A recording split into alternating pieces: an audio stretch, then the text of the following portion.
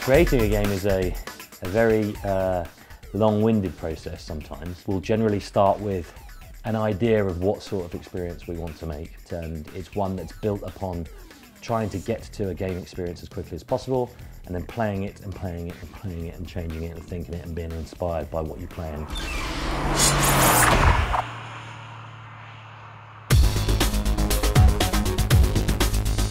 We are located in the southeast of the UK, actually to the southeast of London as well, in a city called Guildford.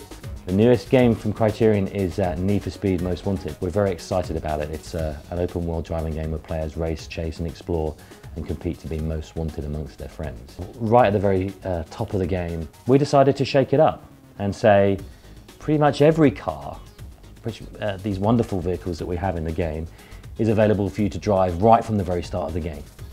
We have an open world game, and we believe an open world game requires an open game structure. It talks very deeply to our desire to have freedom and choice available to the player at all times. The biggest challenge for designing the entire environment is making sure that we have all these concepts that join together. So we need to make sure that we've got great corners for racing on. We've got to have areas of the world where you can go to and explore and find things. You can smash the billboards, collect the security gates, and bringing all that stuff together sometimes is a bit of a challenge because some conflict with others, but it's also kind of the main area that sets it apart. We wanted players to be able to have access to driving on a wide variety of surfaces, not just tarmac. So looser surfaces, sand and gravel, metal, and going up and jumping off ramps and landing and stuff. So we needed to adapt the physics simulation to be able to deal with that.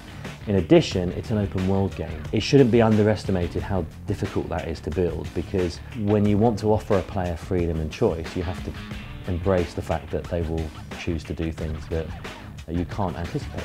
That's the whole point of freedom and choice.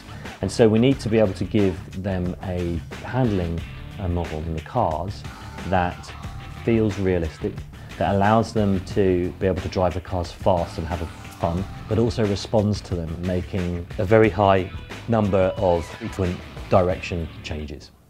So when we're developing the handling for our cars in our games, we always start with how they handle in real life. So we start with real numbers, we start with real engine torque curves, with correct gear ratios. We try and make them match the performance of their cars. We have a physics simulation which models how the tyres grip the surface of the road, and obviously as they're spinning we can model how they lose grip. When the long and lat grips, how they change based on what the car's doing, what surface it's on. When the wheels are spinning hard, they lose a lot of grip, they'll tend to slide sideways more, and obviously the players, if they were driving these cars like that, they would spin out a lot, and that's not very rewarding. So it's understanding that interaction from the players' controls and what the car's doing to let them do what they want to do in a very cool way. We wanted to be able to connect friends together in a deeper way than had been done before. So what Autolog does is it tracks everything that you do and is instantly comparing that with your friends, and then delivering the results of those comparisons directly to those players affected by it. So for example, when you jump through a billboard in the game, we measure the distance of your jump.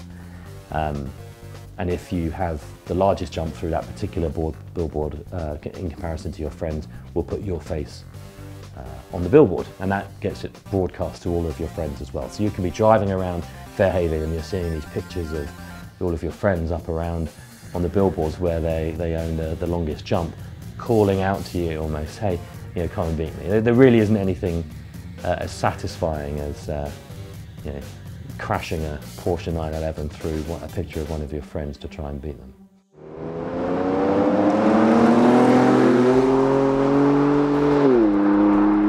Sound is really important in a video game, and I think it's something that is really and has been really underlooked. When people buy a car, people buy their favourite car, it's because half of it's the sound.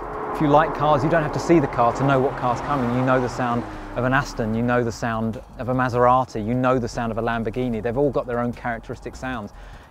Cars from America have got their particular sound from their V8s. They sound completely different to cars from Germany. They sound completely different to cars from Italy.